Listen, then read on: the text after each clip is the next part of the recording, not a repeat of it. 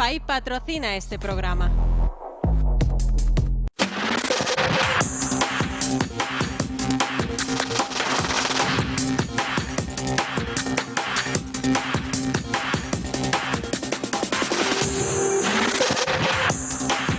Muy buenas y bienvenidos a La Campana, el programa de educación financiera con Alberto Chan, que os ayudará a progresar en vuestras finanzas. En este programa vamos a tratar en los siguientes minutos del tema más principal y tabú de este país. Y no estoy refiriéndome ni al sexo, ni a la religión, ni a la política, ni a los toros. Me estoy refiriendo directamente al dinero, a ese tema que realmente muchas veces cuesta hablar, cuesta expresarnos o comentar. Un tema que, por otro lado, dedicamos todos nosotros al menos un tercio de nuestra vida. Y recogiendo el tema de la educación financiera, realmente la gran carente en el sistema educativo, traigo una frase de uno de mis libros de educación financiera para padres e hijos que dice que la diferencia entre riqueza y pobreza no es el dinero, sino la educación financiera.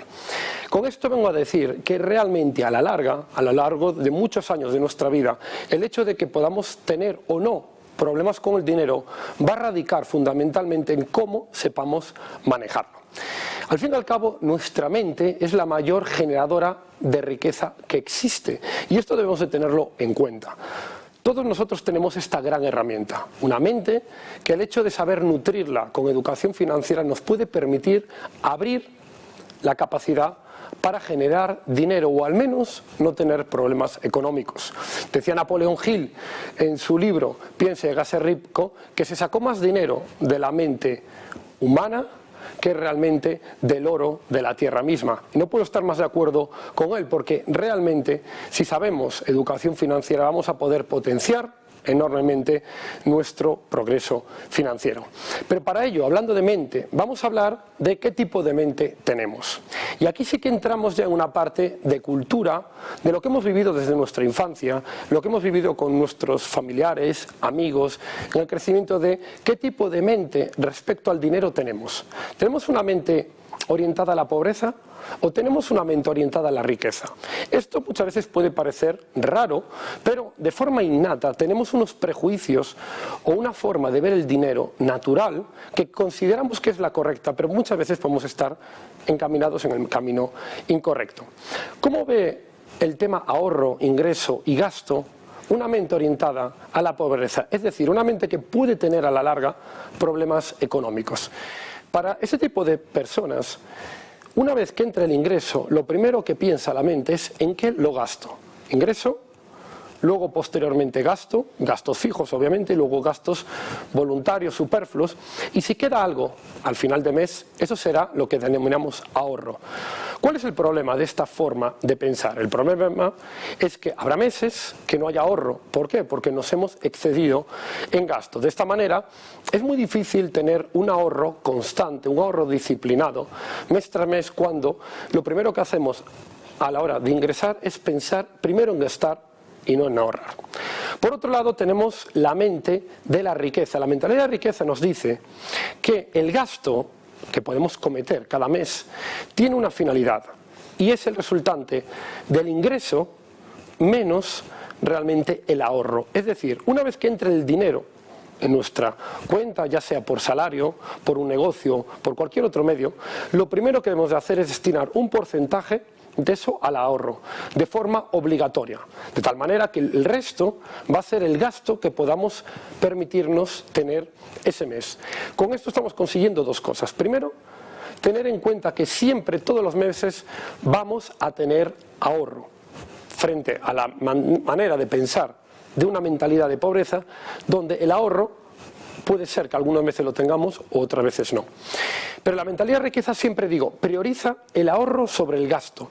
Y esto lo que nos va a permitir es tener un ahorro constante y creciente en nuestra economía doméstica, que esto veremos progresivamente en estos programas, cómo poder sacarle dinero al dinero. No obstante, una vez que tenemos la mentalidad de riqueza y pobreza respecto a qué hacer con el ahorro, vamos a ver qué ocurre y cómo piensa una mente rica frente a una mente pobre cuando hay un incremento en los ingresos. Pues podemos poner un ejemplo muy claro en un incremento de los ingresos exponencial, y el ejemplo más claro es la lotería. Cuando a una persona le toca la lotería, las estadísticas nos dicen que desgraciadamente el 90% de una persona que gana la lotería en los 5 años pierde todo su dinero. Esto es un ejemplo claro de cómo funciona una mentalidad de pobreza en cuanto llega un incremento de ingresos, porque en ese momento se asocia a un incremento drástico de gastos. Este ejemplo no lo tenemos solo en personas que han ganado la lotería, podemos verlo en grandes deportistas, personajes del espectáculo, cantantes que han tenido una gran cantidad de ingresos, pero que al final de su época profesional han acabado en la ruina por incrementar sus gastos al mismo nivel que incrementaban sus ingresos. Por tanto, ¿cómo piensa una mente rica a la hora de incrementar los ingresos? Lo primero que te tiene que venir a la mente cuando incrementas los ingresos es que debes incrementar al menos en un 90% tu ahorro. Si has incrementado los ingresos en un mes por lo que sea, aumenta prácticamente el 90 o el 100% tus ahorros. Si el pasado mes tenías unos gastos controlados, no tienes por qué incrementarlos necesariamente porque aumenten los ingresos. Destines ese aumento de ingresos al ahorro, porque de esta manera cada vez vas a tener una mayor capacidad de aumentar tu ahorro y, como veremos posteriormente, ese ahorro lo vamos a destinar a una forma de hacer dinero del dinero. Pero al fin y al cabo podemos decir, bueno, Alberto, ¿y cómo puedo medir la velocidad de enriquecerme? Es decir, ¿existe alguna forma de enriquecerme? ¿Algún indicador? Pues ese indicador al fin y al cabo es el porcentaje de ingresos que destinas al ahorro. De esta manera podemos nosotros hacer un simple ejercicio en casa de evaluarnos. ¿Cuánto podemos destinar al ahorro cada mes? ¿Podemos destinar un 10% de nuestro ingreso todos los meses al ahorro? Quizás pueda ser un 15%, un 20%, un 30%. Ya veréis que el hecho en sí de aumentar un porcentaje de nuestro ingreso al ahorro, ese porcentaje jamás se puede reducir. Solo podemos o mantenerlo o incrementarlo. Esto nos va a ayudar, por un lado, a ser constantes y disciplinados con el dinero.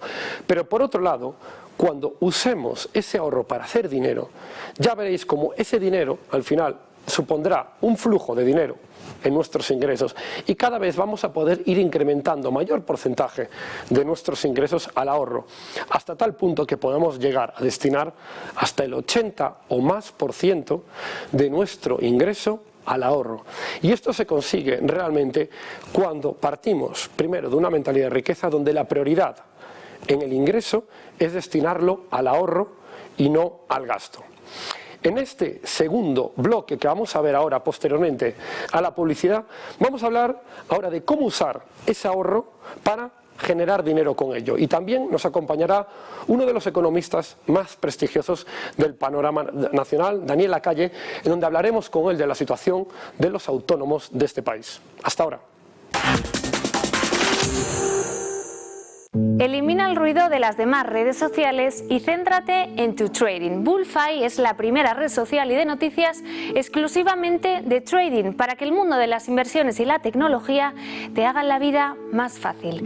Antes había que comprobar constantemente varias aplicaciones para controlar los precios, las noticias, ver análisis, acceder a los mejores cursos formativos homologados, interactuar con las comunidades o aprender. Ahora todo el trading se concentra en la única app de trading que necesitas, porque con Bullfy hacer trading será mucho más cómodo.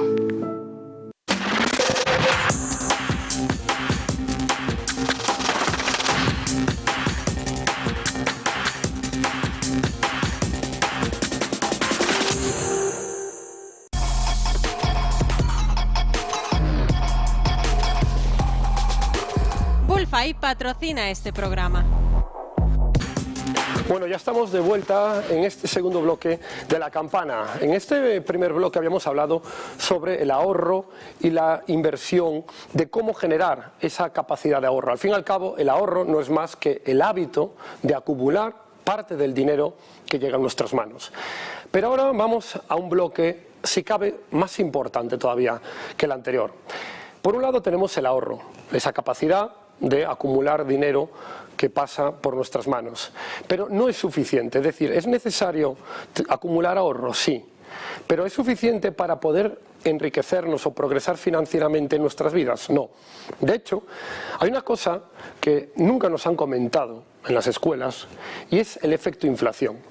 el paso del tiempo en sí hace que nuestro dinero, nuestros ahorros, eso que nos han dicho toda la vida, ahorrar y mete el dinero debajo del colchón, esto hace que tu dinero pierda valor cada año. De tal manera que si no inviertes tu dinero, acaba perdiendo valor en torno a un 40% tras 20 años. Esto quiere decir que el hecho de no invertir, el hecho de no mover tu dinero, hace que tu ahorro, tu esfuerzo por trabajar, se acabe perdiendo por el paso del tiempo. Esto podemos verlo muy sencillo si preguntamos a nuestros padres, a nuestros abuelos, ¿qué podían comprar hace 30 años con 1 millón de pesetas?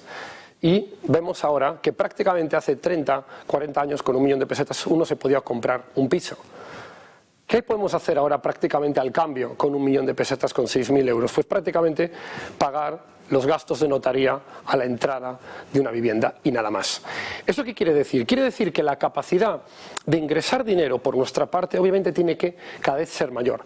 Pero por otro lado, también debemos aprender a que ese dinero genere dinero, porque si no vamos a estar trabajando toda la vida por y para dinero, pero ese dinero va a ir perdiendo valor en nuestra cuenta, en nuestros ahorros o debajo del colchón donde queramos tenerlo, porque no le damos utilidad. Por tanto, ahora en este segundo bloque de inversión y bolsa vamos a hablar de qué hay que hacer con el ahorro, qué hay que hacer con ese dinero que tenemos cada uno de nosotros en mayor o menor medida en nuestra cuenta. Pues bien, el ahorro, como os digo, es la primera parte y es necesario tener esa capacidad de ahorrar, pero no es suficiente. Necesitamos invertirlo. Al fin y al cabo, invertir nuestro dinero es poner a trabajar nuestro dinero.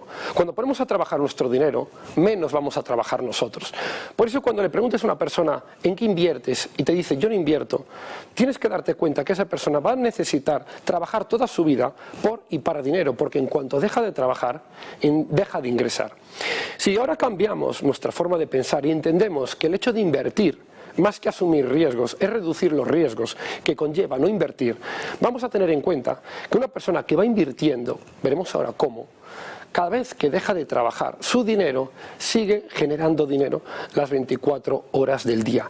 Y esto es una parte fundamental. El hecho de destinar ahorro a inversión es poner a trabajar nuestro dinero. Cuanto más trabaje nuestro dinero, menos trabajaremos nosotros. Cuando más trabajamos nosotros y menos nuestro dinero, vamos a necesitar estar prácticamente trabajando hasta la edad de jubilación o incluso más. Y cuando esto lo tenemos en cuenta y tenemos en cuenta que la inflación, que al fin y al cabo es la subida de precios, lo que se conoce como la cesta de la compra, el IPC, cada año va subiendo un 2%. Eso quiere decir que la inflación es una especie de tortuga lenta que va caminando de forma constante a un ritmo de 2 kilómetros por hora. ¿Qué quiere decir esto? Que si nosotros no conseguimos ganarle a nuestro dinero por lo menos ese 2%, vamos a estar perdiendo poder adquisitivo. Hablando en plata, vamos a estar empobreciéndonos, aun creyendo que nuestro dinero en un banco quieto no estamos asumiendo riesgos. El peor riesgo que podemos asumir es no invertir, porque nadie se puede ni siquiera mantener su nivel adquisitivo si no invierte. Por tanto, cuando una persona invierte, hacerme caso, no está en todo caso asumiendo riesgos, lo que está es intentando reducir los riesgos que supone no invertir, porque en ese caso, como decimos, el paso del tiempo te acaba empobreciendo. Por esa razón, cuando decimos, bueno, Alberto, hay que invertir, hay que destinar una parte de nuestro ahorro a la inversión, cada mes o cada 3 meses el banquero, el director de oficina, me llama a mi casa y me ofrece un producto financiero. A veces unas acciones, a veces un fondo de inversión, a veces renta fija, pero no sé muy bien si ese producto es bueno o malo para mí. Pues bien, si esto te ha ocurrido, tranquilo, porque es absolutamente normal. Para eso estamos aquí en La Campana, para educar financieramente a todos los hogares españoles. Te voy a dar 3 preguntas, 3 consejos que tienes que comentarle al director de oficina de tu banco cercano para ver si ese producto financiero que te quiere vender es correcto para una persona. Porque al fin y al cabo, siempre digo, no hay producto bueno o malo, sino que hay producto que se adapta a una persona u otra persona. Y esto lo podemos ver, para tenerlo antes en cuenta, con los coches. ¿Es mejor un 4x4 o es mejor un vehículo clásico o es mejor un deportivo? Pues va a depender de qué perfil queramos utilizarlo. A lo mejor queremos un coche familiar, o un coche deportivo o un jeep para irnos a la montaña. En base a lo que queramos nosotros, vamos a tener un perfil de coche para nuestro estilo de vida. Pues exactamente igual, en base a lo que queramos nosotros con nuestro dinero, vamos a tener un producto mejor que otro. No, muchas veces el hecho de intentar ganar más no tiene por qué ser necesariamente mejor producto. A lo mejor lo que priorizamos es menor riesgo sobre ganancia, o al revés, mayor ganancia sobre riesgo. Por eso hay 3 preguntas que debe hacer toda persona en su banco cuando le estén ofreciendo el producto. La primera pregunta que debes hacer a tu banquero es: ¿qué rentabilidad me ofrece este producto? La rentabilidad, al fin y al cabo, es uno de los 3 pilares básicos de toda inversión. Toda inversión, da igual que estemos hablando de pisos, da igual que estemos hablando de criptomonedas, da igual que estemos hablando de acciones, de bonos, de renta fija, de lo que sea. Toda inversión se rige siempre por 3 pilares básicos. Si conocemos esos 3 pilares, sabremos y controlaremos todas las inversiones. Lo primero es la rentabilidad. Pregúntale, ¿qué rentabilidad puedo tener? Debemos entender que la rentabilidad, al fin y al cabo, es cuánto es la cantidad de dinero que yo puedo ganar al final de una inversión. En la renta fija, que suele ser la renta más conocida, nos pueden decir, pues vamos a tener una rentabilidad del 1%. Esto quiere decir que al final de la inversión nos van a pagar el 1% de nuestro dinero más el dinero que hemos aportado.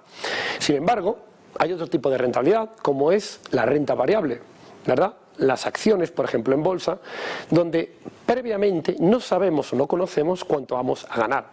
En la renta variable normalmente podemos tener rentabilidades positivas o rentabilidades negativas, es decir, poder llegar incluso a perder dinero. Pero de esta manera en bolsa solemos tener rentabilidades normalmente altas. La idea fundamental en este aspecto es ver un poco cómo fue en el pasado ese tipo de activo, y aunque rentabilidades pasadas se dice que no garantizan rentabilidades futuras, sí que es verdad que al menos nos pueden hacer ver más o menos en qué tipo de activo podemos estar. Por tanto, la rentabilidad es una clave fundamental a la hora de decidir si una inversión es buena, porque más o menos podemos hacernos una idea de cuánto dinero, en el caso de que la inversión salga bien, podemos ganar. Pero no es suficiente. Porque hay otra parte fundamental, y es la segunda pregunta que tenemos que hacer a nuestro banquero. ¿Qué riesgo tiene el activo, el producto que estamos comprando? Al fin y al cabo, el riesgo, ¿qué es? La probabilidad de poder perder una parte o la totalidad de nuestro dinero, ¿vale? Nosotros cuando hacemos una inversión debemos de tener en cuenta que hay un riesgo, diferentes tipos de riesgo, de que ese dinero en su totalidad pueda no volver a nosotros o incluso que se pierda. Por tanto, en este tipo de riesgo debemos ser conscientes que el riesgo en sí no es malo. El riesgo es una variable que va muy relacionada con la rentabilidad. ¿Qué quiere decir esto? Que nosotros, si queremos una rentabilidad baja, obviamente es probable que tengamos un riesgo bajo.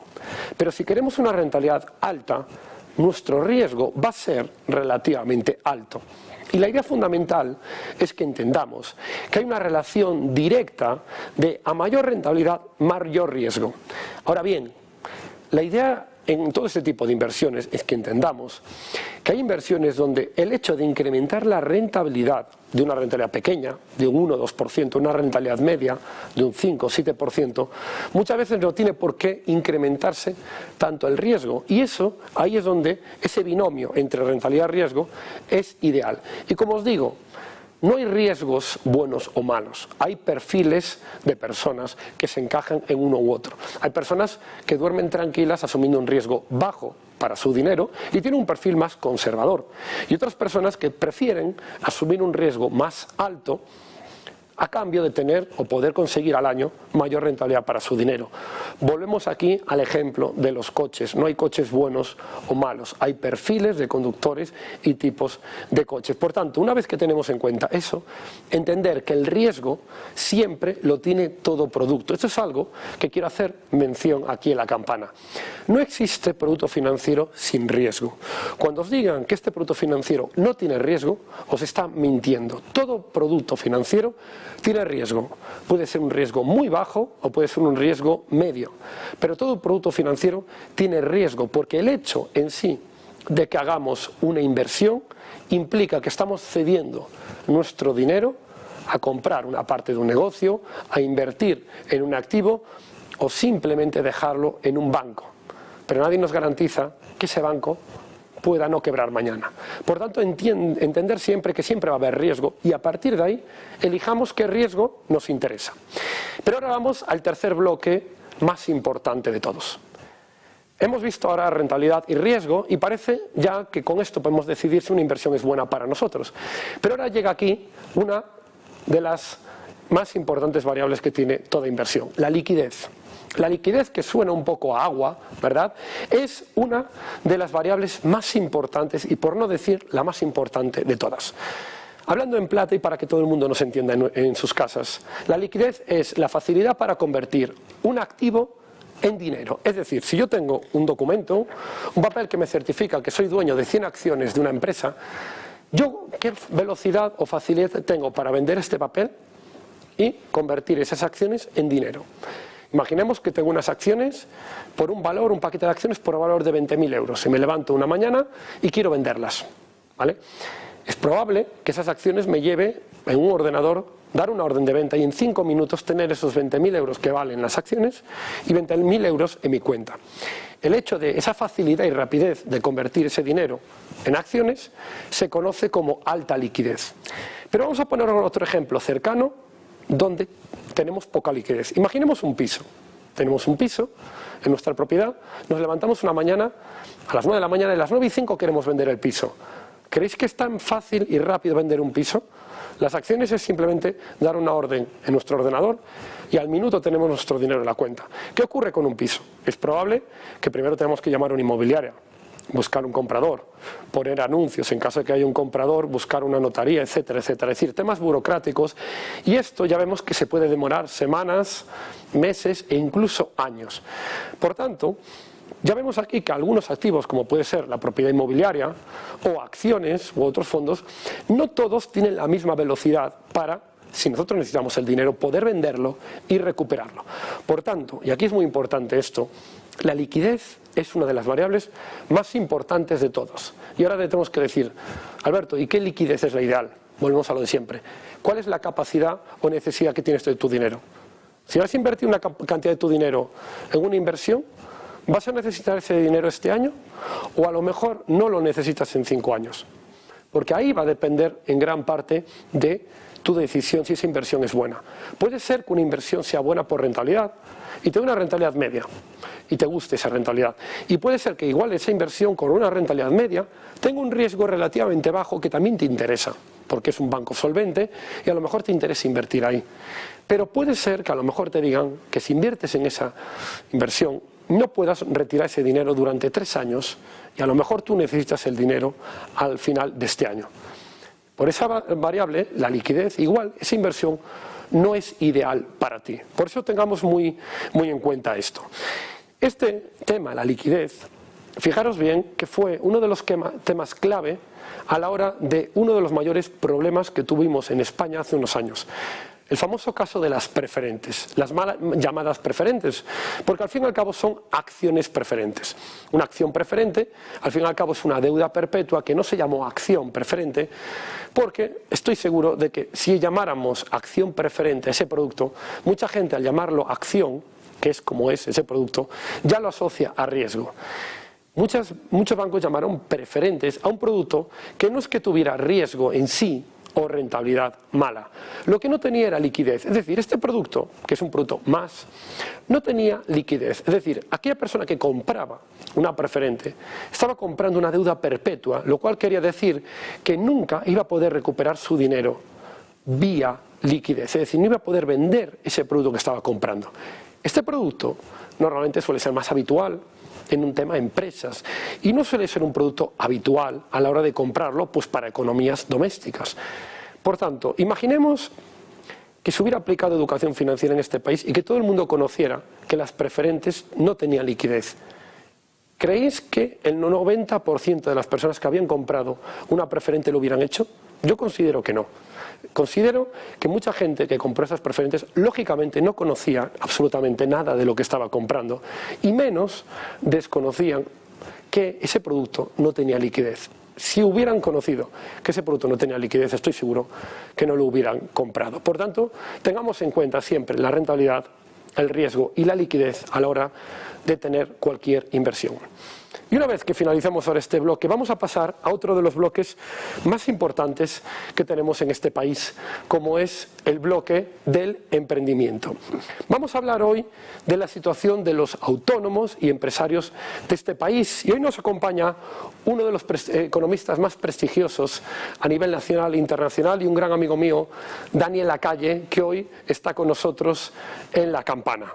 Muy buenas, Daniel. Bienvenidos a La Campana. Muchas gracias, muy buenas tardes.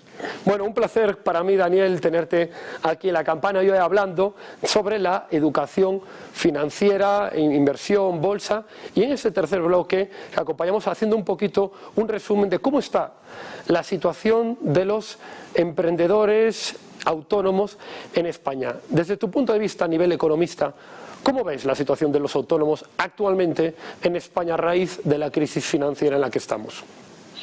No, claramente la situación de los autónomos es muy difícil, ¿no? Recordemos que los autónomos no han tenido ningún tipo de apoyo real durante la pandemia.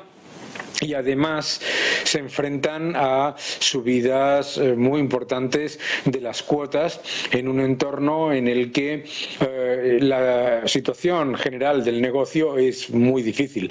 No solamente difícil desde el punto de vista de crecimiento, sino desde el punto de vista de solvencia. Muchos autónomos se encuentran ahora mismo pues que sus clientes están tardando en pagar pues mucho más de lo que normalmente tardaban y por lo tanto pues acometer sus pagos de insumos y atender a sus compromisos financieros es mucho más complicado. Ahora mismo hay una cantidad absolutamente récord de autónomos en cese de actividad y la situación desde luego no se puede decir otra cosa que es, además de ser muy difícil por la situación económica, es extremadamente complicada por los anuncios de subidas de impuestos. Correcto. Y hay una parte fundamental, porque cuando hablamos muchas veces del tema de los obstáculos que pueden tener los emprendedores, muchas veces lo asociamos a que el propio obstáculo es el hecho en sí de emprender, de montar un negocio. Pero en este país, en España, ¿consideras que hay más obstáculos desde el punto de vista burocrático, desde el punto de vista impositivo, que en sí el hecho de montar un negocio? Es decir, ¿cuáles consideras, Daniel, que son los principales obstáculos o, de alguna manera, trabas que puede tener un autónomo, un emprendedor, a la hora de iniciar, ahora, en época de crisis, su emprendimiento? El primero, por supuesto, son los permisos, ¿no? Para cualquier tipo de actividad económica, los permisos, sean locales o regionales, son muy lentos. España es uno de los países de nuestro entorno que tiene una carga burocrática y más lentitud a la hora de crear una empresa y también a la hora de recibir permisos. Hay comunidades autónomas en las que, por ejemplo, el permiso para iniciar una actividad puede tardar hasta 2 o 3 años, ¿no? En el caso fiscal, el gran problema de los emprendedores en nuestro país está fundamentalmente en que la fiscalidad entra directamente antes de generar un solo euro de ingresos. Las cuotas de autónomos, los impuestos por actividades económicas, los impuestos por... o sea, el coste de empezar a trabajar es muy importante. Por lo tanto, en España no hay un déficit de emprendimiento para nada, ni tampoco un déficit de talento. Lo que hay es verdad es que es más complicado que en países de nuestro entorno. Y sobre el tema de las cuotas, porque estos últimos días han salido el famoso cuotas progresivas que se espera aplicar en España en el año 2023, de tal manera que prácticamente, hablando claro, un autónomo pueda llegar a pagar incluso hasta 1.200 euros al mes por su cuota de autónomos. Este tipo de cuotas progresivas, que nos recuerda un poquito los tramos progresivos del IRPF, ¿qué consideras que puede ocasionar realmente en los autónomos? Es decir, ¿va a ser al fin y al cabo una especie de traba a los autónomos o es una forma, una medida fiscal para compensar un tema de peligro en el sistema de pensiones? Claro, tú acabas de hacer una comparación que hace mucho, que se lleva a cabo con cierta regularidad en los medios de comunicación y en el gobierno, que es, bueno, es como lo que se paga por IRPF. Ojo, cuando pagamos por IRPF, nosotros recibimos un dinero y de ese dinero se nos detrae una parte. En el caso de los autónomos pagan pagan esa cuota, tengan o no tengan ingresos facturados que estén en su cuenta. Esto es muy importante entenderlo, ¿no? Porque la idea de que un autónomo es igual que cualquier asalariado con un contrato indefinido es una equivocación. Un autónomo es una empresa con que en realidad es una persona o con un número de asalariados, los que sean, pero que tiene una fluctuación en cuanto a ingresos y en cuanto a los riesgos que tiene de solvencia y en cuanto a periodos de cobro, etcétera, mucho mayor que cualquier empresa. Por lo tanto, no podemos decir que es igual que, bueno, si cobras 5, pues pagas un poco más de IRPF que si cobras 2, porque no es como funciona. De hecho, las cuotas que están intentando imponer supondrían que un autónomo aproximadamente llegaría a pagar hasta un 50% de su rendimiento neto, ojo, de su rendimiento neto, es decir, después de haber pagado IVA, después de haber pagado IRPF, etcétera, en impuestos. Y esto es una absoluta, es confiscatorio y completamente extractivo, ¿no? No tiene absolutamente ningún sentido. La propuesta que se ha hecho no la puede defender absolutamente nadie que haya sido autónomo o que haya creado un empleo o una empresa alguna vez en su vida. Totalmente, Daniel. La verdad que es efectivamente una medida que puede perjudicar enormemente a los autónomos y precisamente por lo que dices tú, por las fluctuaciones en el tema de ingresos, donde prácticamente un autónomo, un empresario, un emprendedor no es una persona que tiene unos ingresos garantizados a final de mes, como así de alguna manera muchas veces en este tipo de medidas parece ser que existen, que una persona que tenga unos ingresos en el primer trimestre del año altos debería pagar en base a este tipo de cuotas, mayor cuota, pero a lo mejor el segundo trimestre del año pues le vienen épocas malas. Por otro lado, en otro tema, Daniel, hemos visto por otro lado en los mercados financieros, las bolsas, el IBEX 35, el DAX alemán, el Eurostock 50, que están especialmente Europa a unos niveles cotizando en máximos históricos y superando incluso los niveles previos al COVID, en torno a enero, febrero del 2020. Vemos también una especie de desfase entre, por un lado, las bolsas europeas, que están en máximos históricos, y por otro lado, el IBEX 35, que efectivamente ha recuperado prácticamente los niveles de los 9.000 puntos, pero está por debajo todavía del nivel de los 10.000 que había estado previo a la pandemia. ¿Consideras efectivamente que una gran parte de la inversión extranjera está viendo en España esa diferencia, es decir, de que en Europa estén las bolsas en máximos históricos y sin embargo en España estén por debajo todavía de los máximos del pasado año, como parte de cómo se está tratando el sistema de emprendimiento español? No tanto del sistema de emprendimiento, pero sí es cierto que el IBEX tiene unos componentes muy particulares, ¿no?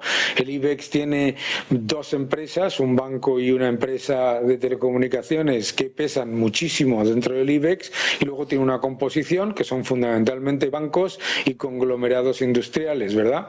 Entonces, cuando miramos esa composición y ese peso tan grande que tienen esas empresas, sí es verdad que el riesgo nacional, el riesgo político, el riesgo regulatorio, los riesgos en general que tienen que ver con el país, pues suelen tener un impacto en los múltiplos a los que cotizan los valores que más pesan, a pesar de que tengan una amplia mayoría de sus ingresos en el extranjero, porque además en los países donde tienen actividad mayoritaria también existe un fuerte riesgo político, ¿verdad? Pero en general el IBEX es un índice de empresas que tenemos que reconocer que tienen unos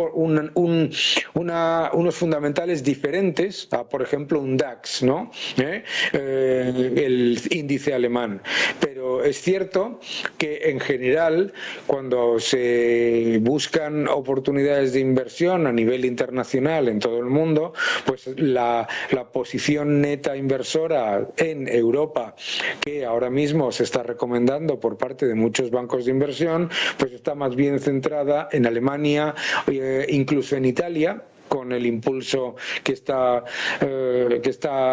parece que va a dar Draghi a la economía, más que en España, y obviamente eso pesa, pues obviamente tanto en los múltiplos a los que cotizan los valores del IBEX, sobre todo los grandes, y además se nota en qué, se nota por ejemplo en que las empresas que están menos afectadas por el riesgo político, por el riesgo país, no desde el punto de vista de prima de riesgo, pero sí de, digamos, riesgo del boletín oficial del Estado, esas sí están en máximos históricos. Hay varias empresas del IBEX que sí están en máximos históricos. Y respecto al IBEX 35, es verdad que es un índice muy ponderado y sobre todo el sector bancario, que tiene un peso específico muy poderoso. Estos últimos meses estuvimos viendo fusiones, grandes fusiones de bancos, y prácticamente tiende el sistema español a un oligopolio bancario. Desde el punto de vista de los pesos pesados, también como el Santander y BBVA, ¿crees que podremos llegar a tener más fusiones a lo largo de este año, como hemos visto anteriormente? Claro, o sea, el sector bancario está en un proceso de transformación muy fuerte. El sector bancario está en un proceso de transformación porque tiene que adaptarse a los tipos de interés negativos y tiene que adaptarse a un mercado que ya no es ni de lejos lo que estimaban que iba a ser hace unos años, ¿no? Entonces las fusiones son muy necesarias para ganar músculo financiero y para posicionarse ante un cambio muy importante. No estoy de acuerdo en lo del oligopolio, ¿no? Es verdad que puede haber menos entidades bancarias, pero la competencia en el sector financiero no solamente está aumentando mucho, sino que está aumentando de manera mucho más rápida de lo que las fusiones están indicando, ¿verdad? Yo creo que en general el sector bancario le queda mucho trabajo por hacer. Ya ha hecho un trabajo efectivamente espectacular de mantener un cierto nivel de activos de máxima calidad, lo que se llama CT1, y lo que los bancos tienen ahora que darse cuenta es que lo que les está pasando es algo muy parecido a lo que le pasó al sector de telecomunicaciones o al sector de utilities, las eléctricas, hace unos años, que es que pues está cambiando el entorno competitivo y el tamaño y la rentabilidad que solían tener estas grandes entidades, pues ya no es el mismo. Y hablando sobre todo del sector de telecomunicaciones, Daniel, en el caso de Telefónica, que es una de las empresas pues la que más está apostando, invirtiendo en la tecnología 5G, sí que hemos visto que Telefónica pues, en bolsa no ha despegado, es decir, está desarrollando una especie de suelo en los niveles actuales de cotización y no tanto como otras empresas tecnológicas que sí que están, por ejemplo, el caso del Nasdaq a nivel espectacular, máximos históricos. ¿Qué consideras que debería hacer Telefónica o qué puede estar penalizando a Telefónica desde el punto de vista de crecimiento bursátil? Bueno, una empresa de telecomunicaciones, sea Telefónica, Deutsche Telekom, Telecom Italia, no es una empresa tecnológica. Es una empresa que tiene tecnología, pero no es una empresa tecnológica. Y por lo tanto los múltiplos son muy diferentes, ¿verdad? Y en eso muchas veces los inversores lo recordamos constantemente, ¿no? No es lo mismo una empresa, por ejemplo, de coches eléctricos que una empresa de automóviles de de combustión fósil, ¿verdad? No es lo mismo una empresa que tiene una enorme cantidad de plantas de generación eléctrica, nuclear e hidráulica que una de renovables en cuanto a los múltiplos a los que cotiza, ¿verdad? El problema de las empresas de telecomunicaciones, especialmente las europeas, es que, y no es un problema solamente de Telefónica, es que están todavía digiriendo un proceso de adquisiciones inorgánicas en el extranjero extremadamente agresivo, muy destructor de valor en algunos casos europeos. El sector de telecomunicaciones ha destruido valor como muy pocos otros. Bueno, el bancario también, pues es un ejemplo. Entonces, ¿qué es lo que ocurre? Pues que eso genera compresión de múltiplos. Eso no hace que los múltiplos se expandan. Lo que hace que los múltiplos se expandan es que se aumenten los márgenes, que aumente la rentabilidad sobre el capital empleado por encima del coste de capital y que la posición competitiva de la empresa no esté cuestionada. Ninguna de esas tres cosas le pasa al sector de telecomunicaciones. Eso no quita que no tenga otra cantidad de, digamos, de factores relativamente positivos que el ciudadano o el inversor puede encontrar atractivos. Tienen mayor dividendo, son, digamos, menos volátiles. Bueno, es un perfil inversor muy diferente. Y lo que jamás le diría yo a un inversor, igual que una empresa petrolera integrada que tenga refino y química, etcétera, cotiza a múltiplos muchísimo más bajos que una que solamente explore y produzca o que se dedique a la ingeniería, una empresa de telecomunicaciones que fundamentalmente es una empresa de redes reguladas, no puede cotizar ni va a cotizar nunca a los múltiplos de una tecnológica, digamos, como las conocemos en el Nasdaq. Totalmente, Daniel. Además, el PER, muchas veces muchos inversores lo tienen de referencia, pero como siempre digo, que el PER es una variable más que hay que tener en cuenta, pero luego hay que ver, efectivamente, como has hecho tú, un análisis fundamental dentro de los ratios de cada compañía, que es lo que marca, al fin y al cabo, todo ello. Bueno, Daniel, pues muchísimas gracias. Un PER bajo no significa que una empresa necesariamente esté barata. Si el PER es bajo y la rentabilidad sobre el capital empleado es bajísima, entonces ese PER simplemente está reflejando que es una empresa que crece poco y tiene baja rentabilidad. Si el PER es alto y tiene una rentabilidad sobre el capital empleado altísima, ¿no? Pues obviamente lo que refleja es mayor crecimiento, mayor rentabilidad, mayor margen. De compra. Hay que, como dices tú, hay que revisar muchos múltiplos más que solamente el PER o la rentabilidad por dividendo. Correcto, Daniel, pues con eso nos quedamos después de hacer este pequeño resumen global de la situación de las empresas en España y los emprendedores. Muchísimas gracias, Daniel, por tenerte con todos nosotros hoy aquí en La Campana. Un fuerte abrazo, gracias. Un abrazo. Bueno, y con esto vamos a cerrar ya el programa con una pequeña reflexión, porque al fin y al cabo, después ahora de estar con Daniel repasando la situación de los emprendedores en España, hemos iniciado el programa hablando de la importancia del ingreso y del gasto, del ahorro y de la inversión como ejemplo de prosperidad económica, basándonos siempre en tener una buena y base de educación financiera. Por otro lado, también hemos visto la importancia que tienen los autónomos, los empresarios y los emprendedores en este país, porque al fin y al cabo la mayor parte de la creación de empleo y riqueza pasa por ellos. Y aquí quiero hacer una mención y destacar algo muy importante, donde no hay ninguna fiabilidad ni garantía de que se tengan ingresos a final de mes, y aún así se sigue arriesgando cualquier emprendedor o empresario de este país el dinero para dar empleo a otras personas.